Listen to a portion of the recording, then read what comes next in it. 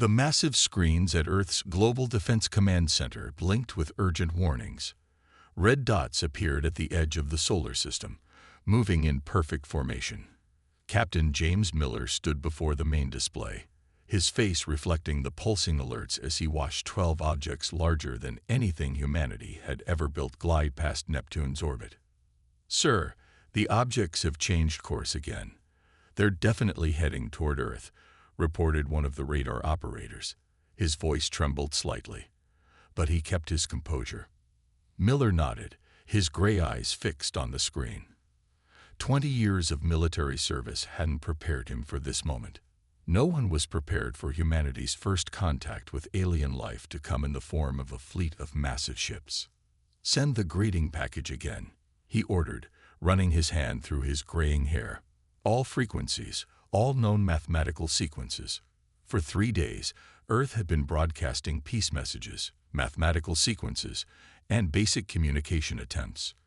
The response had been nothing but silence. The alien ships maintained their steady course, crossing the vast distance between worlds with frightening speed. In the weeks that followed, the world changed. News channels broadcasted nothing but updates about the approaching fleet. Religious leaders called for calm. Military forces worldwide were placed on high alert. For the first time in human history, all nations stood united, facing a threat greater than any earthly conflict. "They're entering lunar orbit," announced Dr. Tom Baker, the lead scientist at the command center. The old man's hands moved quickly over his console, analyzing data.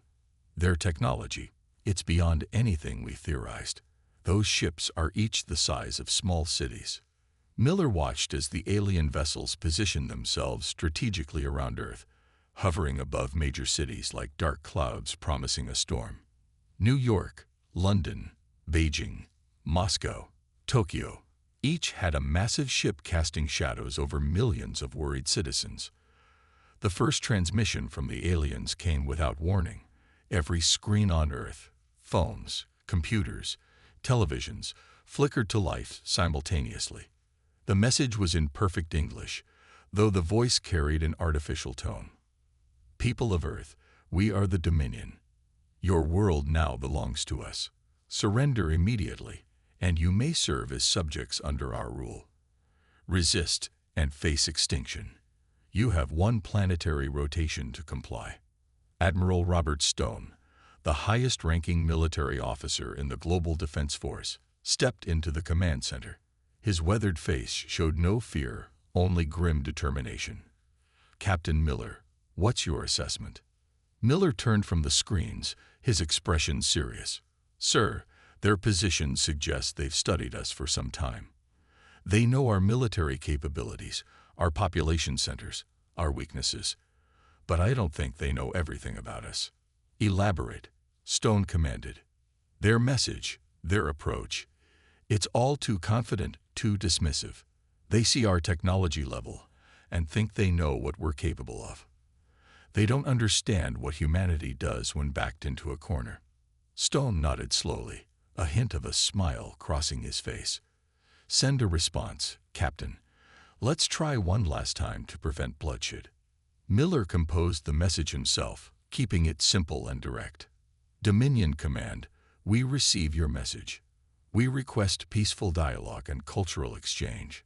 Earth has no wish for conflict, but we must inform you that humanity has survived countless wars, disasters, and challenges. We've fought ourselves for millennia. Please consider carefully whether you wish to make us fight you instead." The response came within minutes. Laughter, actual recorded laughter, followed by a simple message. "Your prehistoric species cannot comprehend the power of the Dominion. Prepare for subjugation." Stone's face hardened as he heard the message. "They think we're primitive because we haven't mastered space travel. They mistake our technological level for our capability level." He turned to his officers. "Initiate Defense Protocol Alpha. And may God have mercy on them, because they have no idea what they've just started."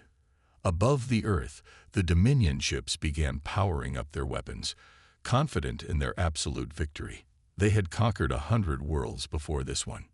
Surely, this primitive planet would be no different.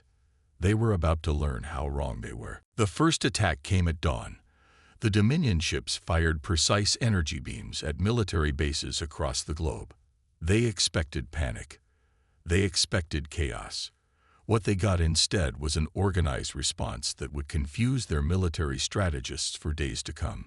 Admiral Stone stood in the underground command center, watching as reports flooded in. The aliens had destroyed several airfields and naval ports, but found them empty of major military assets. His order to evacuate and relocate key resources 3 days ago had proven crucial. Status report, Stone demanded, his voice steady despite the situation. "Sir, we've lost 23 surface installations," reported Captain Miller, reading from his tablet. "But casualty numbers are minimal. The evacuation protocols worked. Our losses are mainly empty buildings and retired equipment." The massive screens showed live feeds from around the world. The Dominion ships hovered like massive storm clouds, their weapons casting eerie purple glows across the sky. But beneath the cities, humanity was far from helpless. "Show them who they're dealing with," Stone ordered. "Execute Operation History Lesson." Within minutes, every communication channel available to the aliens began receiving data. Thousands of videos, images, and documents flooded their systems. The content was specific and carefully chosen. Footage from World War II, Vietnam, desert conflicts, and urban warfare. Records of human resilience, adaptability, and most importantly, humanity's capacity for warfare. "They think we're primitive," Stone explained to his officers. "Let's show them what primitive humans can do when fighting for survival." The alien response was swift. Their commander, appearing on screens worldwide, looked almost amused. The creature's metallic-scaled face showed what humans recognized as a smirk, despite its alien features. "Your species' history of killing each other does not impress us," the alien commander announced. "It merely proves your barbaric nature. Surrender now, and we will be merciful." Admiral Stone stepped forward to deliver Earth's response.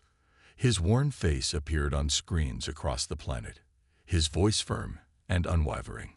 To the Dominion Command, he began, "You've shown us your power. Now let us show you ours. For thousands of years, humans have fought humans.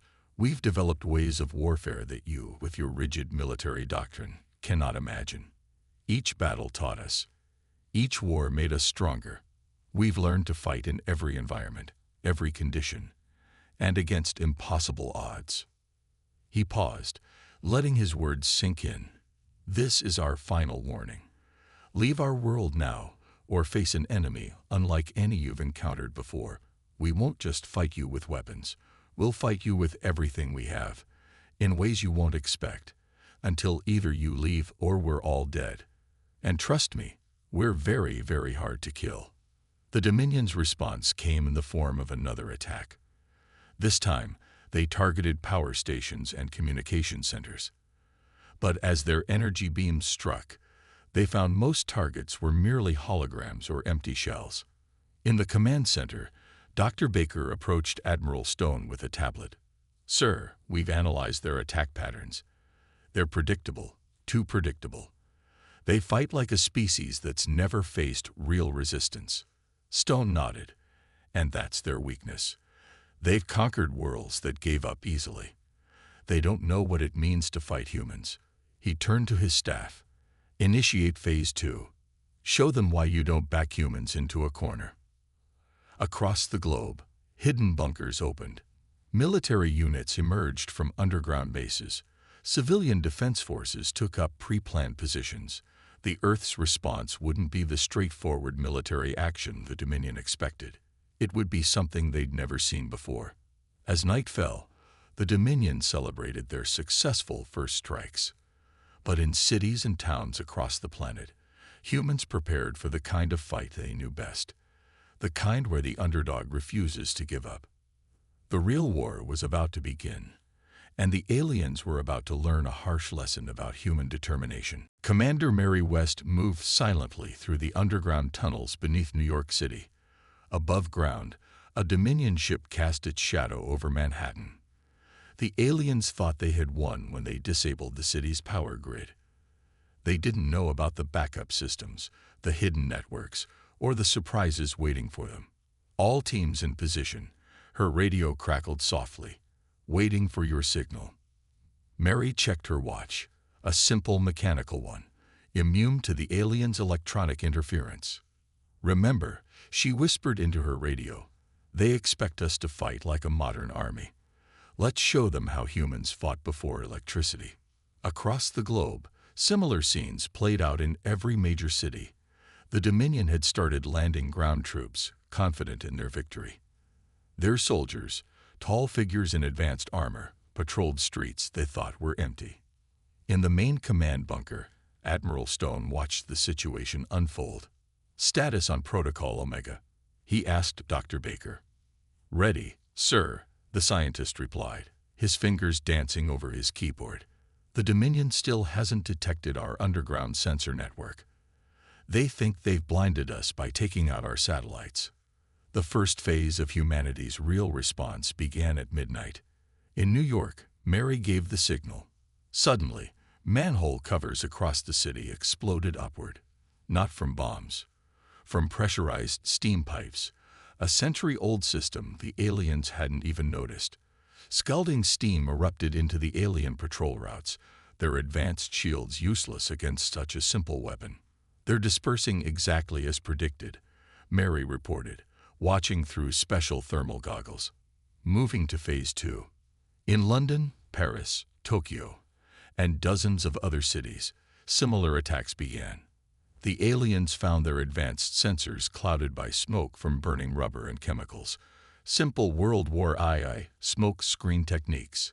Their thermal imaging failed against basic countermeasures developed decades ago for human wars. Sir, Captain Miller called out in the command center. The Dominion ground forces are falling back to their predetermined rally points. Admiral Stone smiled grimly. Just as we expected. Doctor, initiate the trap. As the alien troops gathered at their rally points, they discovered another unpleasant surprise. The buildings around them weren't just buildings. They were carefully prepared kill boxes. Centuries of urban warfare had taught humans how to turn cities into weapons. In Beijing, alien soldiers found their communication signals jammed by simple radio interference. In Moscow, they walked into streets where the asphalt had been quietly replaced with quick-setting cement during the night. In Berlin, they faced hit-and-run attacks from subway tunnels they thought were collapsed. The Dominion commander's voice boomed across the planet, showing the first signs of frustration. Your primitive tactics cannot defeat us. We will respond with full force. The alien ships began charging their main weapons. But as they did, Dr. Baker pressed a single button in the command center. Suddenly, massive electromagnets, hastily built from salvaged electrical infrastructure, activated across every city. The aliens' personal shields flickered as their power systems struggled against the unexpected magnetic interference. Now, Mary ordered in New York. Her teams emerged from hiding, using weapons that ranged from modern rifles to simple crossbows, anything that would work without complex electronics. The aliens, expecting only high-tech resistance, found themselves overwhelmed by attacks their advanced systems weren't designed to stop. In the command center, Admiral Stone watched the chaos unfold. Send word to all commands, he ordered. Execute Protocol Omega's second phase. Show them what happens when humans fight back. The Dominion ships tried to provide air support, but found their targeting systems confused by thousands of small, cheap drones releasing chaff. A technique as old as World War II, but still effective. Their ground troops, trained to fight with advanced technology, struggled against humans who had centuries of experience fighting with whatever weapons were available. As the first day of real combat ended, the aliens withdrew their ground forces, having lost more troops in 24 hours than in their last 3 planetary conquests combined. They had expected an easy victory over a primitive species. Instead, they had walked into a trap laid by a species that had spent its entire history learning how to fight. And this was just the beginning. Dr. Tom Baker stood in his underground laboratory, surrounded by pieces of alien technology. 3 days of intense fighting had provided them with plenty of crashed ships and damaged equipment to study. His team worked tirelessly, reverse engineering everything they could get their hands on. "Look at this, Doctor," one of his assistants called out, pointing to a screen showing the internal structure of an alien shield generator. "Their technology is advanced, but the principles are similar to our own theories about energy fields." Baker nodded, his tired eyes lighting up with understanding. They didn't invent completely new physics. They just got there first. "Which means we can catch up," the assistant finished, grinning. Above ground, the war continued. The Dominion, furious at their initial losses, had launched a massive attack with their heaviest weapons. But humans had spent centuries building bunkers and underground facilities. For every city they destroyed, they found the population had vanished into underground shelters, many dating back to the Cold War. In the command center, Captain Miller watched the tactical display with Admiral Stone. "Sir, they're adapting to our old tactics. Their troops are now using analog backup systems." Stone allowed himself a small smile. "Good. That means they're scared enough to change. Time for Phase 3. He picked up his secure phone. "Get me Commander West." Mary West and her teams had spent the last day setting up the next surprise. All across New York, they had placed hundreds of small devices recovered from crashed alien ships. Similar teams in other cities had done the same. "All units, execute Phase 3, she ordered into her radio. Suddenly, alien communication channels were flooded with thousands of false signatures. Their sensors, designed to detect high-tech threats, were overwhelmed by the simple trick of using their own technology against them. It was like shining 1,000 mirrors at someone with a flashlight. "Sir," Miller called out, "the Dominion ships are losing formation. Their coordination is breaking down." On the screens, they watched as the massive alien vessels tried to maintain their strategic positions while dealing with the confusion below. Their rigid military doctrine had never prepared them for an enemy that adapted so quickly. Dr. Baker's voice came over the command center speakers. "Admiral, we've cracked it. Their shield frequency isn't constant. It shifts in a pattern. Give me an hour to upload the data to our weapons systems." "You have 30 minutes, Doctor," Stone replied. "Our forces in the field are waiting." Around the world, humanity's resistance grew stronger. Civilian scientists worked alongside military experts, adapting alien technology to work with human weapons. Factory workers retooled assembly lines to mass-produce hybrid weapons that combined human ingenuity with alien tech. The Dominion commander's next transmission showed visible anger. "How are you doing this? You were supposed to be primitive." Admiral Stone's response was calm. "We warned you. Humans don't just fight with weapons. We fight with our minds. Every time you knock us down, we get back up smarter." As if to prove his point, the first modified human weapons came online. Tanks retrofitted with salvaged alien technology began firing shells that could penetrate Dominion shields.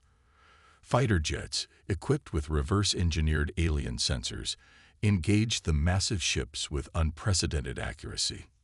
"Sir," Miller reported, "we're getting similar reports worldwide. The modifications are working. We're actually hurting them now." The Dominion forces began to retreat to higher altitudes, but they found another surprise waiting. Humans had launched hundreds of weather balloons carrying signal jammers based on alien designs. The simple balloons, nearly invisible to advanced sensors looking for high-tech threats, created a web of disruption in the sky.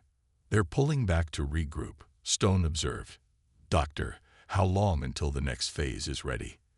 "We've almost finished analyzing their main weapon systems," Baker replied. "Give us a few more hours, and we'll have some real surprises for them." As night fell, the Dominion ships hung high in the atmosphere, their commanders trying to understand how a primitive species had adapted so quickly to their advanced technology. They had expected to find spears and rifles. Instead, they found an enemy that could take their own weapons and turn them back against them in new and frightening ways. The real shock was still to come. Humanity wasn't just learning to match their technology. They were learning to improve it. The old missile silo in the middle of Kansas hadn't been used since the Cold War. At least, that's what the Dominion's intelligence suggested. As their ships moved to attack America's heartland, they were about to discover how wrong they were. Admiral Stone stood in the command center, watching the alien fleet's movement. "They think they found our weak point. Time to show them what we've been hiding." He turned to Captain Miller. "Send the order. Activate the sleeping giants." Across the globe, hidden doors began to open. In the Siberian wilderness, beneath the Sahara Desert, deep in the Amazon rainforest, and under the Australian outback, massive underground facilities rumbled to life. For decades, humanity had maintained these secret bases, preparing for a day they hoped would never come. "Sir," Miller reported, "all sites report ready. Dr. Baker's modifications are in place." The Dominion ships detected the movement too late. From the seemingly empty Kansas field, a massive launcher rose from underground. But it wasn't just launching nuclear missiles. These were hybrid weapons, enhanced with reversed-engineered alien technology. Multiple launches detected, called out a radar operator. Sites activating worldwide. The alien commander's voice boomed across all channels, showing real fear for the first time. "Impossible. Our scans showed no weapons of this scale." Admiral Stone's reply was calm but firm. "We've been fighting ourselves for centuries. Did you really think we wouldn't have contingency plans for something worse?" The first wave of missiles struck the Dominion fleet's outer ships.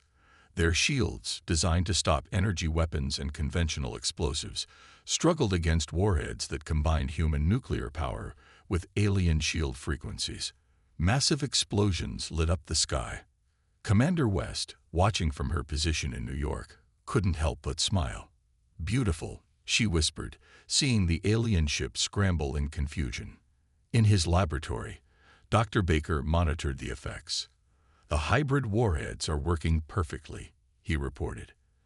"Their shields can't adapt fast enough to our frequency shifts." The Dominion's response was fierce but disorganized.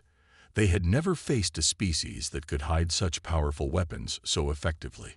Their doctrine called for overwhelming force against military targets, but humans had turned their entire planet into one massive hidden fortress. "Second wave ready," Miller announced. "All sites report green." But this time, the launches came with a twist. Alongside the missiles, thousands of decoys rose into the sky. The Dominion's advanced targeting systems couldn't tell which were real and which were fake.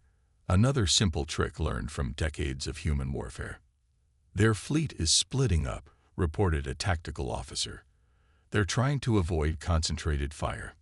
Stone nodded grimly. "Exactly as planned. Execute Operation Crossfire." As the alien ships separated, they flew into carefully prepared kill zones. Ground-based energy weapons, hidden in mountains and deserts, opened fire from unexpected angles. The Dominion forces found themselves caught in a three-dimensional web of fire. In orbit, the aliens discovered another nasty surprise. What they had dismissed as space debris turned out to be dormant weapons platforms, waiting for this exact moment. Humanity had placed them there years ago, disguised as communication satellites and research stations. The Dominion commander's next transmission was filled with rage. "You deceived us. You hid your true capabilities." "No," Stone replied. "We warned you. We told you about our history of warfare. You chose not to listen." The battle raged across the sky. The aliens' superior technology clashed with humanity's preparation and cunning.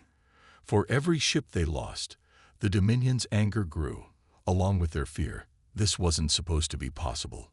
A primitive species shouldn't have been able to fight back like this. In the command center, Miller approached Stone with fresh reports. "Sir, we're getting confirmation.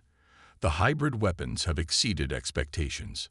The Dominion fleet has lost nearly one-third of their ships." Stone studied the tactical display, watching the alien fleet's formation continue to deteriorate. "They still don't understand," he said quietly. "This isn't just about the weapons. It's about the will to use them, the creativity to improve them, and the foresight to hide them. The real battle was just beginning, and humanity's arsenal was far from depleted." The Dominion's mighty flagship hung wounded in Earth's orbit, its once pristine hull now scarred by multiple hits. Inside, their supreme commander faced a situation no Dominion leader had encountered in 10,000 years of conquest: defeat. Back on Earth, Admiral Stone coordinated the final phase of humanity's counterattack. "All commands, execute Operation Checkmate," he ordered, his voice steady despite having not slept for 3 days. Commander Mary West led her team through the darkened corridors of what seemed to be an abandoned laboratory in Toronto. But this was no ordinary infiltration mission. "Package is in position," she whispered into her radio. Similar teams in London, Moscow, Beijing, and a dozen other cities reported the same. Dr. Baker's voice crackled over the command center speakers. "Sir, the virus is ready. They'll never expect a digital attack using their own code." For months before the invasion, humans had been collecting fragments of alien transmissions. What the Dominion didn't know was that Earth's best programmers had already cracked their basic command protocols. Now that knowledge would prove devastating. "Execute the virus," Stone commanded. Across the globe, hidden transmitters activated. The virus, a combination of human computer code and alien command sequences, flooded the Dominion's communication networks. Their ship's systems, designed to be perfectly interconnected, became their greatest weakness. "It's working," Miller reported, watching the tactical displays. "Their ships are losing coordination. Their command network is falling apart." The Dominion's response was chaos. Some ships tried to maintain formation while others began firing randomly, their targeting systems compromised. The mighty alien fleet that had arrived so confidently was now fighting itself. "Now," Stone ordered, "all units commence final attack." From the ground, sea, and air, humanity launched its coordinated assault. Fighter jets, now equipped with hybrid weapons, struck with deadly precision. Submarines, hidden beneath the waves, fired missiles that could track alien shield frequencies. Ground-based lasers, modified with alien technology, carved through the Dominion's once impenetrable defenses. Commander West's team reached their target, a Dominion ground base they had allowed the aliens to build. "Charges set," she reported. "Time to show them another human specialty: sabotage." Explosions rocked alien installations worldwide. The Dominion forces, already struggling with the virus in their systems, found their ground support structures crumbling. What they didn't know was that human infiltration teams had been hiding inside these bases since they were built, posing as captured workers. In orbit, the Dominion flagship's commander watched in horror as his fleet disintegrated. Ships crashed into each other, their navigation systems corrupted. Others fired on friendly vessels, unable to distinguish friend from foe. "This is impossible," the alien commander raged across all frequencies. "You are nothing but primitives. How could you do this?" Admiral Stone's response was calm but firm. "We tried to warn you. Humans don't just learn from victory. We learn from defeat. Every war we fought has taught us something. Every battle has made us stronger." The tactical display in the command center told the story. The once mighty Dominion fleet was reduced to scattered groups of ships, fighting blindly against an enemy that seemed to be everywhere at once. "Sir," Miller reported, "we're detecting energy buildups in their remaining ships. They're preparing for one final attack." Stone nodded. "Just as we expected. Doctor, initiate the final phase." Dr. Baker pressed a series of commands into his console. Suddenly, the Dominion ships found their weapons powering down. Their own energy systems, corrupted by the human virus, turned against them. "Impossible," the alien commander screamed. "Our technology is superior." "Superior technology doesn't always win wars," Stone replied. Will, determination, and adaptability do. And humanity has all three in abundance. The remaining Dominion ships hung helpless in orbit, their mighty weapons silenced, their advanced systems corrupted, their invasion force shattered. The species they had dismissed as primitive had not only fought back, but had turned their own technology against them. As the sun rose over Earth, humanity prepared for the final push. The war wasn't over yet, but for the first time, the end was in sight, and the galaxy was about to learn a valuable lesson about underestimating humans. The Dominion's Supreme Commander stood on the bridge of his crippled flagship, watching Earth's forces surround his remaining ships. In all his centuries of conquest, he had never imagined this outcome. His mighty fleet, reduced to floating wreckage. His invincible technology, turned against him. His perfect battle plans, shattered by a species he had called primitive.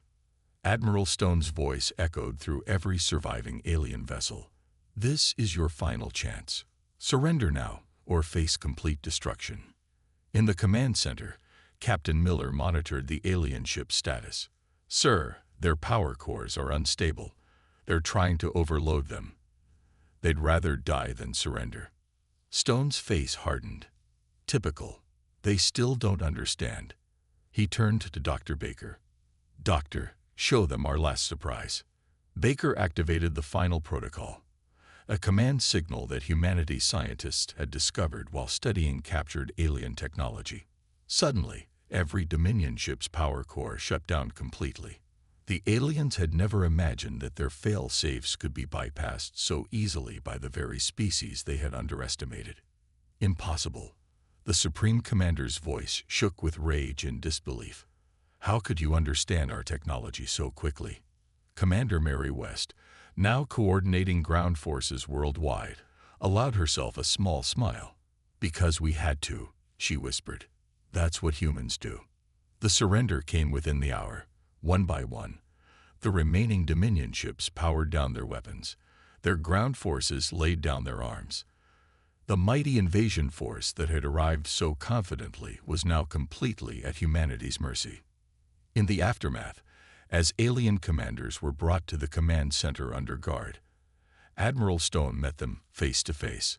The Supreme Commander, his metallic scales dulled by defeat, spoke first. How? He demanded. How did a single primitive world defeat the mighty Dominion? Stone's response was measured. Because you made the same mistake others have made throughout human history. You saw our level of technology and thought it measured our capability. You never bothered to look deeper.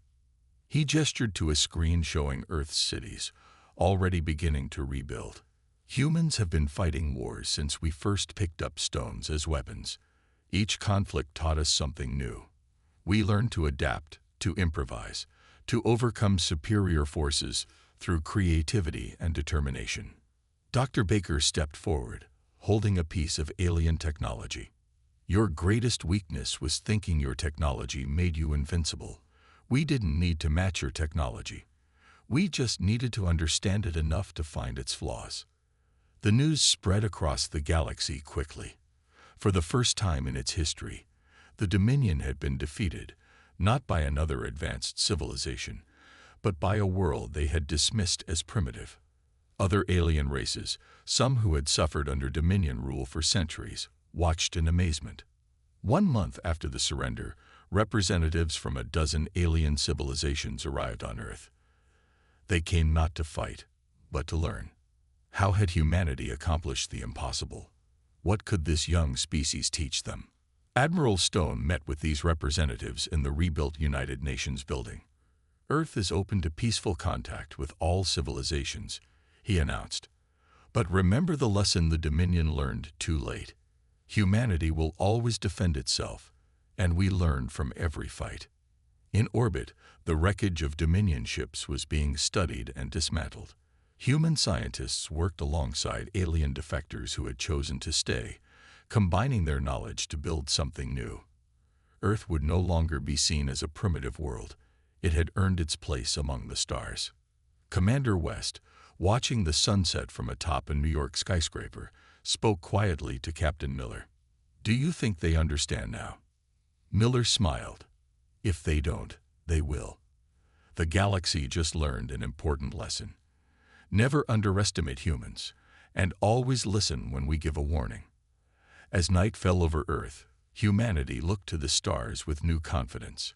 They had faced their first alien invasion and emerged victorious. They had proven themselves not just as warriors, but as a species worthy of respect. The message to the galaxy was clear. Earth was not to be trifled with. Humanity had given its warning, and now everyone would listen.